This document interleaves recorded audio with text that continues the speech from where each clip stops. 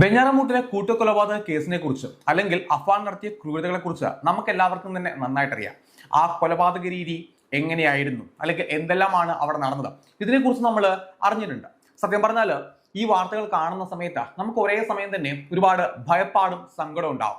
അഫാൻ എന്തിന് ഈ ക്രൂരത ചെയ്തു, ആ ക്രൂരതയെ കുറിച്ച് കേൾക്കുമ്പോഴാണ് നമുക്ക് ഭയപ്പാടുണ്ടാവുന്നത്. ഇനി സങ്കടം എന്ന് പറയുമ്പോഴത്തേക്കും അഫാന്റെ സഹോദരന്റെ കാര്യം, അല്ലെങ്കിൽ ആ കാമുകിയുടെ കാര്യം, വീട്ടുകാരുടെ കാര്യം, ഇത് ഓർക്കുമ്പോൾ നമുക്ക് ഒരുപാട് സങ്കടമാണ്.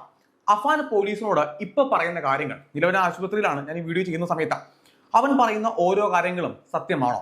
തീർച്ചയായിട്ടും നമുക്ക് ഉറപ്പിച്ച് പറയാൻ സാധിക്കും, അല്ലെങ്കിൽ അവൻ പറഞ്ഞ മൊഴികളുടെ അടിസ്ഥാനത്തിൽ നമുക്ക് ഉറപ്പിച്ച് പറയാനായിട്ട് സാധിക്കും.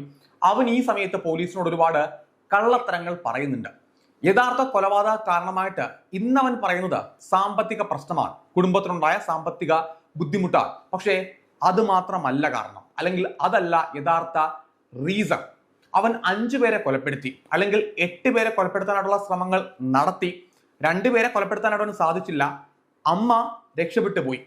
അവൻ പോലീസിനോട് ഇന്ന് പറയുന്ന കാര്യങ്ങൾ എല്ലാം ഒരുപക്ഷെ നാളെ മാറ്റി പറഞ്ഞേക്കാം, അല്ലെങ്കിൽ പോലീസിന്റെ അന്വേഷണത്തിൽ ഇവൻ നടത്തുന്ന കള്ളത്തരങ്ങൾ പോലീസ് തന്നെ തെളിയിച്ചേക്കാം. നമുക്കിവന്റെ മൊഴികൾ പരിശോധിച്ചു കഴിഞ്ഞാൽ കുറെ കാര്യങ്ങൾ മനസ്സിലാക്കാനായിട്ട് സാധിക്കും. ഈ ഒരു കൊലപാതക കേസിനെ പറ്റി ഞാൻ പഠിച്ച സമയത്ത്, അല്ലെങ്കിൽ ഞാൻ മനസ്സിലാക്കിയ സമയത്ത്, ഇതിനോട് കൂട്ടി യോജിപ്പിക്കാൻ തോന്നിയ 1-2 മറ്റ് കേസുകളുണ്ട്. അതിൽ ഒരു കേസ് എന്ന് പറയുന്നത് കുറച്ച് വർഷങ്ങൾക്ക് മുന്നേ കേഡൽ ജിൻസൺ രാജ എന്ന് പറഞ്ഞിട്ട് നിങ്ങൾ എല്ലാവരും കേട്ടിട്ടുണ്ടാവും. ട്രിവാൻഡ്രത്ത് വെച്ചിട്ട് ഒരു കൊലപാതകം നടന്നിട്ടുണ്ടായിരുന്നു.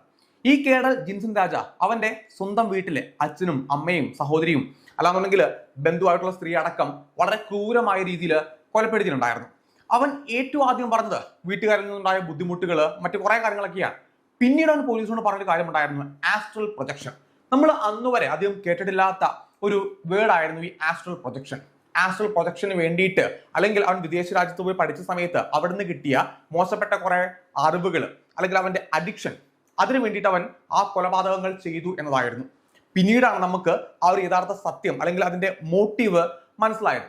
ഈ അടുത്ത കാലത്ത് ചെന്താമരയുടെ കേസ് നമ്മൾ എല്ലാവരും തന്നെ കേട്ടിട്ടുണ്ട്. ഈ ചെന്താമരയെ പോലീസ് പിടികൂടിയ സമയത്ത് അയാൾ ഏറ്റവും ആദ്യം പോലീസിനോട് പറഞ്ഞത്, തനിക്ക് ഇനിയും കൊലപാതകങ്ങൾ ചെയ്യാനുണ്ട്, പുഷ്പയെ കൊലപ്പെടുത്തണം, അല്ലെങ്കിൽ തന്റെ മകളുടെ ഭർത്താവായിട്ടുള്ള പോലീസുകാരനെ കൊലപ്പെടുത്തണം, ആ കൊലപാതകം ചെയ്യാൻ പറ്റാത്തതിനകത്ത് എനിക്ക് ഒരുപാട് നിരാശയുണ്ടെന്നാണ്. പക്ഷേ ചെന്താമരയ്ക്ക് വേണ്ടിയിട്ട് പിന്നീട് ഒരു വക്കീൽ വന്നു.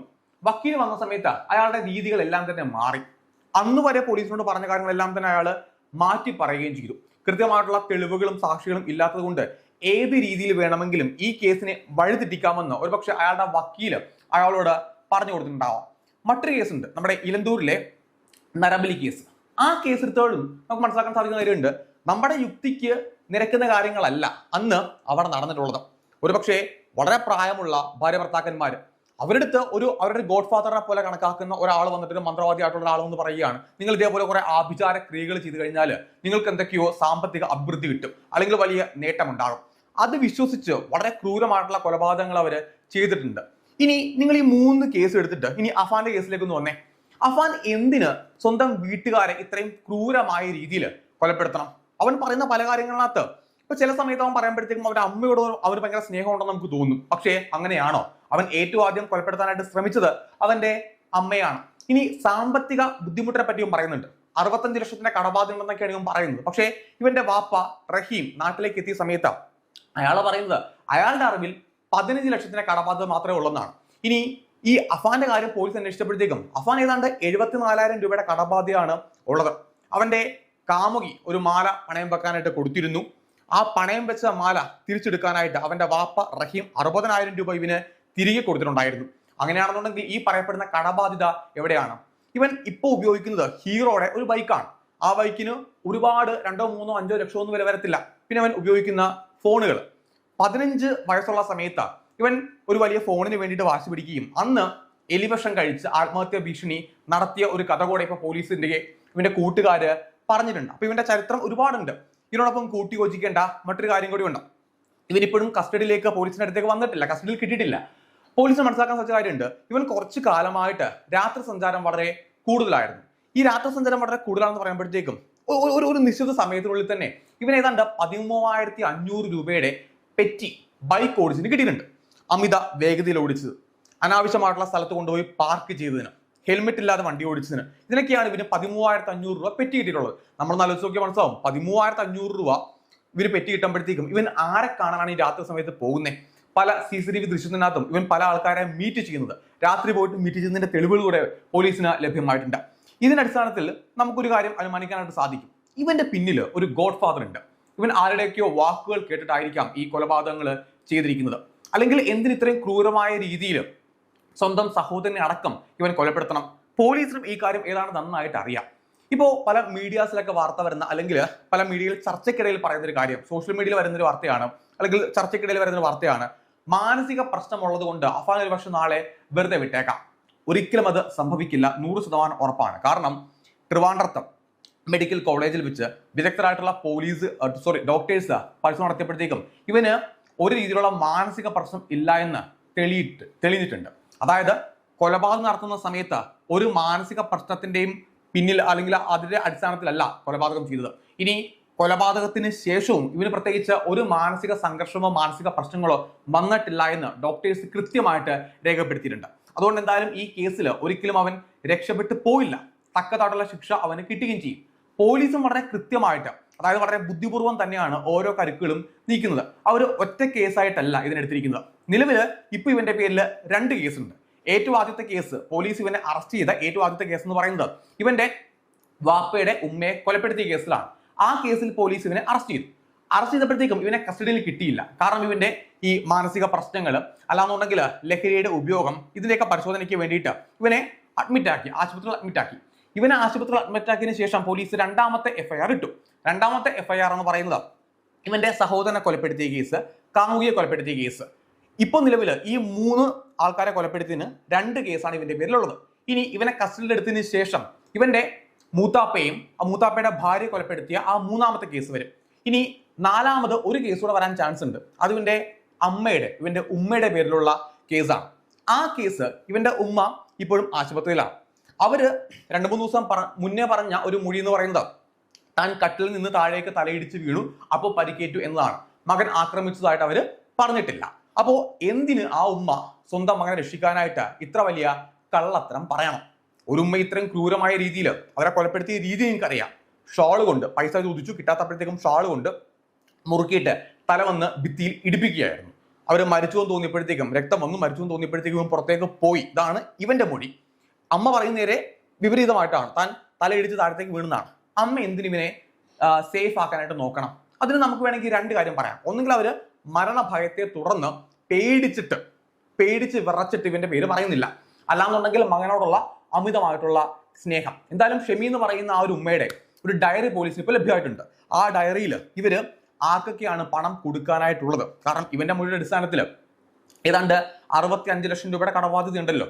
അപ്പോൾ ആർക്കൊക്കെ എത്രയൊക്കെ രൂപ കൊടുക്കാനുണ്ടെന്ന് ആ ഡയറിയിൽ രേഖപ്പെടുത്തിയിട്ടുണ്ടെന്നൊക്കെയാണ് പോലീസിന് മനസ്സിലാക്കാൻ സാധിച്ചിട്ടുള്ളത്.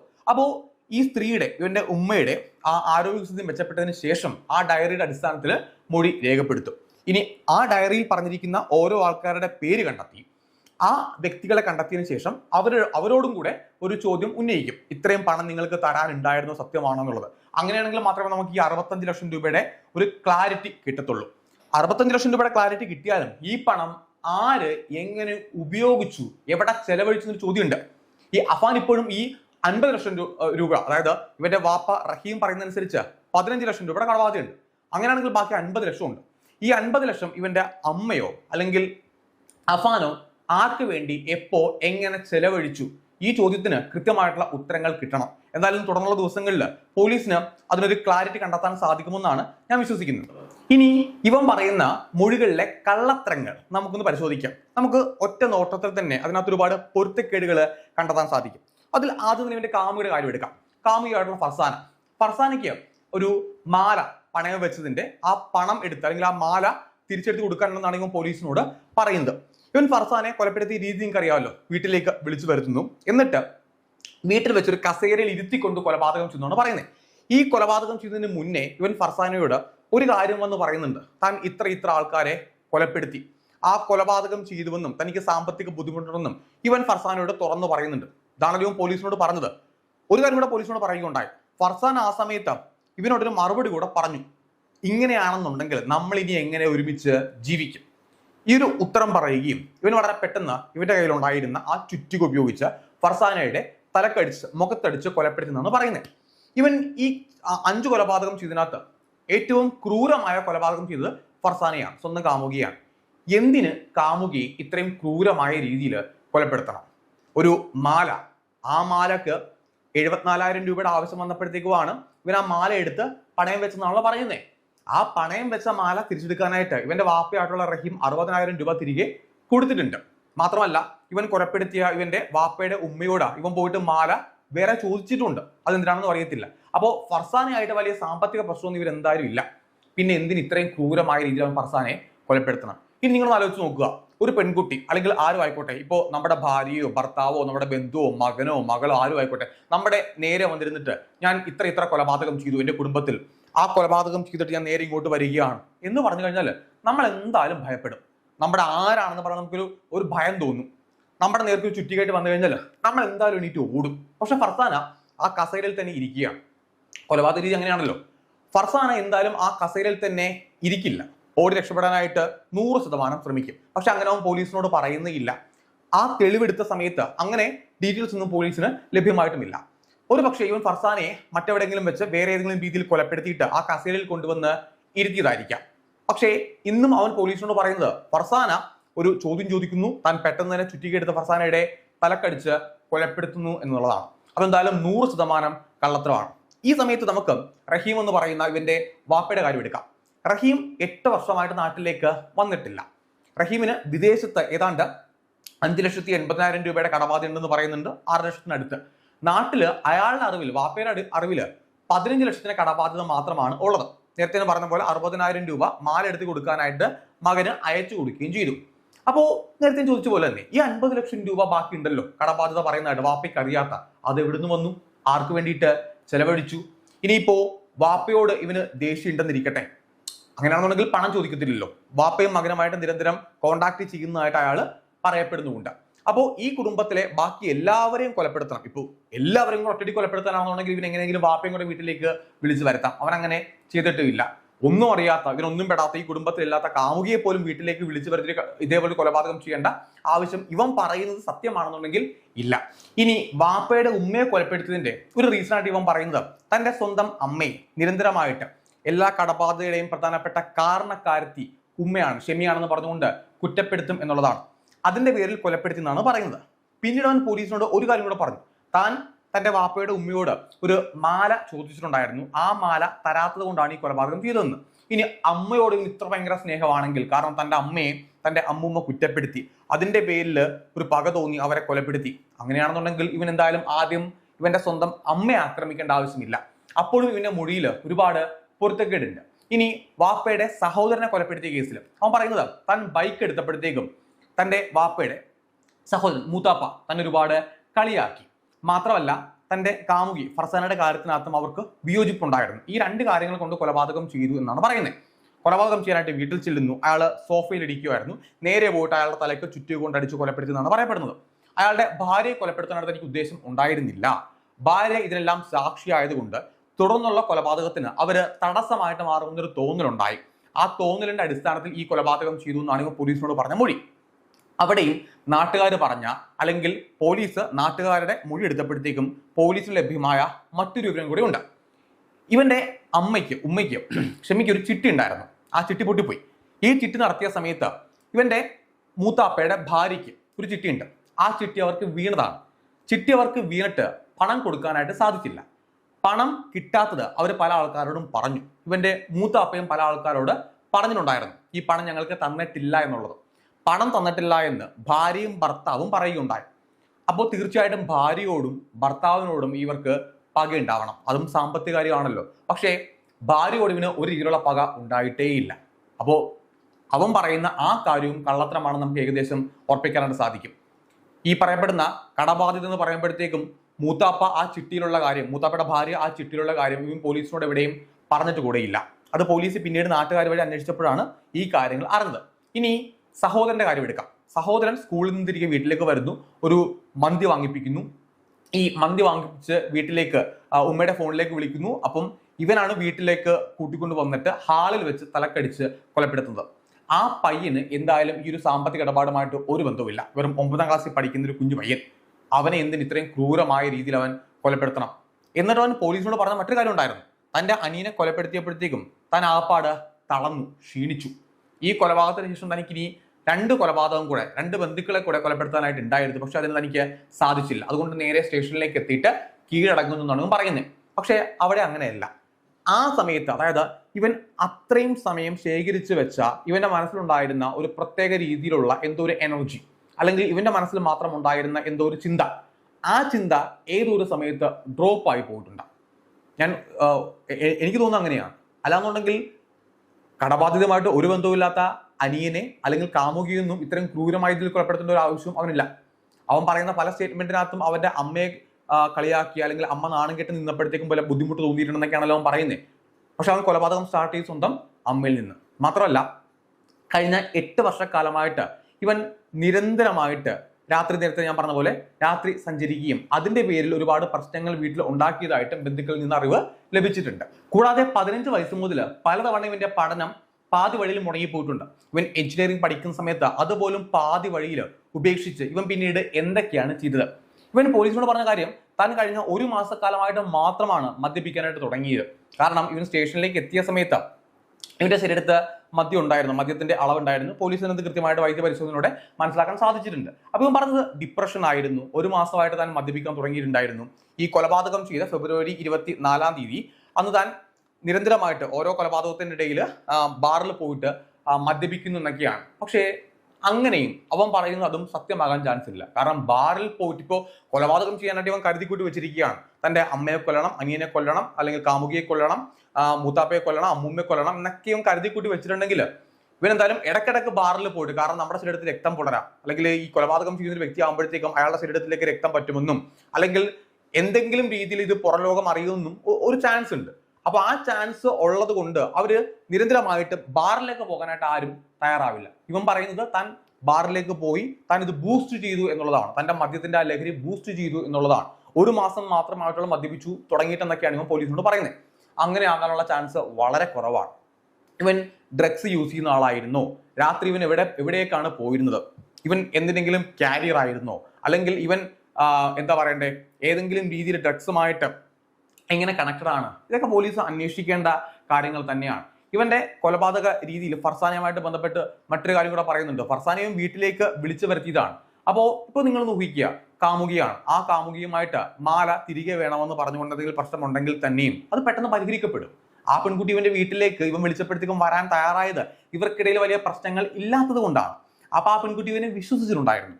അപ്പോൾ തീർച്ചയായിട്ടും ഇവർക്കിടയിൽ വലിയ പ്രശ്നങ്ങൾ അപ്പോഴും ഇല്ല. ഒരു കൊലപാതകം ചെയ്യാനായിട്ടുള്ള പ്രശ്നങ്ങൾ ഉണ്ടായിരുന്നെങ്കിൽ ആ പെൺകുട്ടി ഭയപ്പെട്ട് ഇവന്റെ വീട്ടിലേക്ക് വരില്ലായിരുന്നു.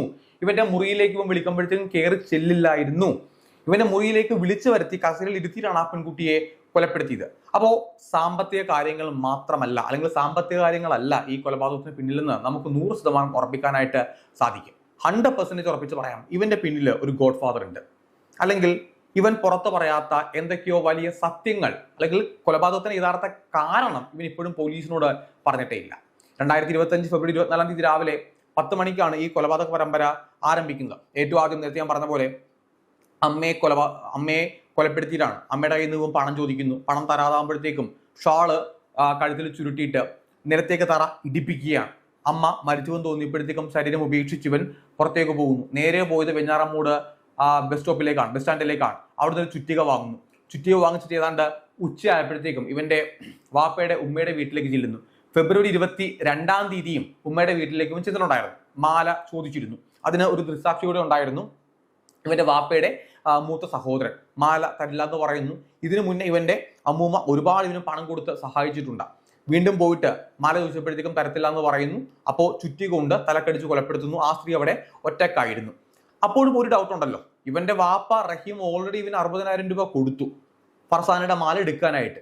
പിന്നെ എന്തിനാണ് ഇവന്റെ അമ്മൂമ്മയുടെ മാലയുടെ വാങ്ങിക്കുന്നത്? അപ്പോൾ അതിന് ഇവൻ എന്താണ് ഇത്ര ചെലവെന്താണ്? ഈ ദിവസങ്ങളിൽ പണിക്ക് പോകാത്തൊരുത്തൻ, അല്ലെങ്കിൽ ഭാര്യ ഇല്ലാത്തൊരുത്തൻ, കാമുകിക്ക് ഇവൻ പണം കൊടുക്കുന്നില്ല, കാമുകിയുടെ കയ്യിൽ നിന്ന് ഇങ്ങോട്ടാണ് പണം വാങ്ങിക്കുന്നത്. അപ്പൊ ഇവൻ എവിടെയാണ് ചെലവ്? ഇവൻ എവിടെയാണ് ഈ പണമൊക്കെ? ആർക്കാണ് ഈ പണം കൊണ്ട് ഇവൻ കൊടുക്കുന്നത്? ഇത്രയും ഹ്യൂജ് എമൗണ്ട് കൊണ്ട് കൊടുക്കുന്നത് ആർക്കാണ്? 5-10 ലക്ഷമല്ല, 10-50 ലക്ഷത്തിന്റെ കണക്കാണ് കൃത്യമായിട്ട് അറിയാനുള്ളത്. അതെങ്ങനെയാണ് ചിലവായി പോകുന്നത്? അപ്പോൾ ഇവന്റെ അമ്മൂമ്മയെ കൊലപ്പെടുത്തിയിട്ട് ഇവൻ നേരെ പോയത് ഇവന്റെ വാപ്പയുടെ സഹോദരന്റെ അടുത്തേക്കാണ്, മൂത്താപ്പയുടെ അടുത്തേക്കാണ്. മൂത്താപ്പയുടെ വീട്ടിൽ പോയിട്ട് സെറ്റിലിരുന്ന് മൂത്താപ്പയെ തലക്കടിച്ച് കൊലപ്പെടുത്തുന്നു. എന്നിട്ട് മൂത്താപ്പയുടെ ഭാര്യയെ കൊലപ്പെടുത്തുന്നു. നേരെ വീട്ടിലേക്ക് വരുന്നു. ഇടക്കിടയ്ക്കും ബാറിൽ പോകുന്നുണ്ടെന്ന് പറയുന്നുണ്ട്. അനിയനെ വീട്ടിലേക്ക് വിളിച്ചു വരുത്തിയിട്ട് മന്തിയൊക്കെ വാങ്ങിപ്പിച്ചിട്ട് ആ CCTV ദൃശ്യം പോലും ഉണ്ട്. അനിയനെ കൊലപ്പെടുത്തുന്നു. നിങ്ങൾ ഇതെല്ലാം കണക്കി നോക്കിക്കഴിഞ്ഞാലും ഇതിനകത്ത് കടബാധ്യത ഉണ്ടെങ്കിൽ ഒരിക്കലും ഒരാൾ ഇങ്ങനെയല്ല. കൊലപാതകത്തിന്റെ രീതി, ഓർഡർ, ഇതൊന്നും അങ്ങനെയല്ല. ഏറ്റവും കൂടുതൽ ഇവൻ സ്നേഹം ഉണ്ടായിരുന്നു എന്ന് പറയുന്നതിന്റെ ഉമ്മയെ കൊലപ്പെടുത്തിക്കൊണ്ട് എന്തായാലും ഇവൻ ചെയ്യില്ല. നേരത്തെ ഞാൻ പറഞ്ഞ പോലെ ഇതിന് മുന്നേ തന്നെ ഇവനൊരു ആത്മഹത്യാ പ്രേരണ ഇവനുണ്ടായിരുന്നു. അങ്ങനെയാണെങ്കിൽ ഇവൻ എല്ലാവരെയും കൂടെ ഇവൻ 15ാമത്തെ വയസ്സിൽ നേരത്തെ ഞാൻ പറഞ്ഞല്ലോ എലിവിഷം കഴിച്ച് ഒരു ഫോൺ കിട്ടാത്തതിന് എലിവിഷം കഴിച്ച് ആത്മഹത്യ ചെയ്ത് നോക്കിയവനാണ്. ഇവൻ തന്നെ പോലീസിനോട് പറഞ്ഞിട്ടുണ്ടായിരുന്നു കടബാധ്യത കൂടിയപ്പോഴത്തേക്കും വീട്ടുകാരെ എല്ലാവരെയും കൂടെ ഒരുമിച്ച് കൊലപ്പെടുത്താനായിട്ട്, എലിവിഷം കൊടുത്ത് കൊലപ്പെടുത്താനായിട്ട്, താനും കഴിച്ച് ആത്മഹത്യ ചെയ്യാനായിട്ട് നോക്കുന്നുണ്ടായിരുന്നു. പക്ഷെ അതും അവന് പറ്റിയില്ല. അപ്പോൾ ഇവൻ നേരത്തെ ആത്മഹത്യ ചെയ്യാനായിട്ട് ഓൾറെഡി ശ്രമിച്ചൊരുത്തൻ, വീണ്ടും ആത്മഹത്യാ പ്രേരണ ഉണ്ടായിരുന്നൊരുത്തൻ. അങ്ങനെയെങ്കിൽ അവന് ഇപ്പം നോർമലി സാധാരണ ഇങ്ങനെ ഒരു ചിന്താഗതിയുള്ള ഒരാൾ ചിന്തിക്കുന്ന പറയുന്നത് എല്ലാവരെയും കൂടെ ഒരുമിച്ച് കൊലപ്പെടുത്താനാണെന്നുണ്ടെങ്കിൽ താനും വിഷം കഴിച്ച് അങ്ങ് ആത്മഹത്യ ചെയ്തേക്കാം, മറ്റുള്ളവർക്ക് ആ വിഷം കൊടുക്കാന്നാണ്. പക്ഷെ അങ്ങനെയല്ല. ഇവൻ വളരെ ക്രൂരമായിട്ടുള്ള കൊലപാതകങ്ങൾ ചെയ്തിട്ട് ഇവൻ ആ മന്തിയിൽ എലിവിഷം കലർത്തിയിട്ട് അത് കഴിച്ച് നേരെ പോലീസ് സ്റ്റേഷനിലേക്ക് ചെല്ലുകയാണ് വൈകുന്നേര സമയത്ത്. ഇവൻ പോലീസ് സ്റ്റേഷനിലേക്ക് ചെന്ന സമയത്ത് ഇവന്റെ ഒരു കൂട്ടുകാരനെ വഴിയിൽ വെച്ച് കണ്ടിട്ടുണ്ടായിരുന്നു. ആ കൂട്ടുകാരുടെ അടുത്തും ഇവൻ കൈപൊക്കി ആംഗ്യം കാണിച്ച് മച്ചാനെ എന്ന് വിളിച്ച ആംഗ്യം കാണിച്ചുകൊണ്ടാണ് ഇവൻ സ്റ്റേഷനിലേക്ക് പോയത്. അതായത് ഒരു തരി ഭയപ്പാട് പോലും ഇവന് ഉണ്ടായിരുന്നില്ല. അപ്പോ ഇവന്റെ പിന്നിൽ ഒരാളുണ്ട്, അല്ലെങ്കിൽ നീ കൊലപാതകം ചെയ്താലും നിനക്ക് ഈസി ആയിട്ട് രക്ഷപ്പെട്ടു പോകാം, അല്ലെങ്കിൽ ഈ കൊലപാതകം ഒന്നും കോടതിയിൽ വലിയ തെളിവുകളായിട്ടൊന്നും വരില്ല, കാരണം ഇനിയിപ്പോ ദൃക്സാക്ഷികളില്ല, നമുക്കിപ്പോഴും യഥാർത്ഥ മോട്ടീവ് എന്താണെന്ന് അറിയില്ല. ഇപ്പൊ ഇവനാണ് ഈ കൊലപാതകം ചെയ്തതെന്ന് മാത്രം നമുക്കറിയാം. പക്ഷേ കോടതിയിലേക്ക് എത്തുമ്പോഴത്തേക്കും സോഷ്യൽ മീഡിയയിലെ കാര്യങ്ങളോ മാധ്യമങ്ങളിൽ വന്ന റിപ്പോർട്ടുകളോ ഒന്നും അവിടെ വിലപ്പോവില്ല. അവിടെ തെളിവുകളാണ് ആവശ്യം. അവിടെ വന്നിട്ട് ഇവൻ മാറ്റി പറഞ്ഞു കഴിഞ്ഞാൽ ഇവന് രക്ഷപ്പെട്ടു പോകാമെന്നുള്ള ഒരു ധാരണ ഇവന്റെ മനസ്സിലുണ്ടായേക്കാം, അല്ലെങ്കിൽ ആരെങ്കിലും ഇവന് പറഞ്ഞു കൊടുത്തിട്ടുണ്ടാവാം. തീർച്ചയായിട്ടും യഥാർത്ഥ സത്യം പുറത്തിപ്പോഴും വന്നിട്ടില്ല. അത് തീർച്ചയായിട്ടും തെളിയിക്കപ്പെടേണ്ട ഒരു കാര്യമാണ്. ഈ കേസുമായിട്ട് ബന്ധപ്പെട്ട് പോലീസ് കൃത്യമായിട്ടുള്ള രീതിയിൽ അന്വേഷിച്ച് ആ യഥാർത്ഥ സത്യം കണ്ടെത്തുമെന്ന് നമുക്കും പ്രതീക്ഷിക്കാം. എന്തായാലും ഇത്രയും ക്രൂരമായ കൊലപാതകം ചെയ്ത ഇവന് തൂക്കുകയറിൽ കുറഞ്ഞ ഒരു ശിക്ഷ അതെന്തായാലും അർഹിക്കുന്നില്ല. അത് തന്നെ ഇവന് എത്രയും പെട്ടെന്ന് ആ ശിക്ഷ കിട്ടേണ്ടതാണ് നമ്മുടെ നാടിന്റെ കൂടെ ആവശ്യം. കാരണം ഇവൻ എന്തായാലും ജാമ്യം കിട്ടി അല്ലെങ്കിൽ പരോള് കിട്ടി പുറത്തിറങ്ങിയാലും ഈ കൊലപാതക പരമ്പര ഇവൻ ആവർത്തിക്കും. ചെന്താമരെ പോലെ ഇവൻ 100% അത് തന്നെ ആവർത്തിക്കും. അല്ലാണ്ട് ഒരിക്കലും ഇവനൊരു നല്ല മനുഷ്യനായിട്ട് ജീവിക്കില്ല എന്ന് 100% ഉറപ്പാണ്. അത്രയും ക്രിമിനൽ മൈൻഡ് അഫാനുണ്ട്. അതിൽ നമുക്ക് ഒരു തിരുത്തിന്റെയും അല്ലെങ്കിൽ ഒരു ആലോചനയുടെയും പോലെ ആവശ്യമില്ല. അത്രയും ക്രൂരനായിട്ടുള്ള വ്യക്തി തന്നെയാണ് അഫാൻ. അത്രയും വലിയ ശിക്ഷ അല്ലെങ്കിൽ നമ്മുടെ നീതിപീഠം കൊടുക്കാൻ സാധിക്കുന്ന ഏറ്റവും വലിയ ശിക്ഷ തന്നെ കിട്ടട്ടെ എന്ന് ഞാനും ആഗ്രഹിക്കുകയാണ്. മറ്റൊരു വീഡിയോ ആയിട്ട് വീണ്ടും കാണാം. This is me, Sijo John. See U.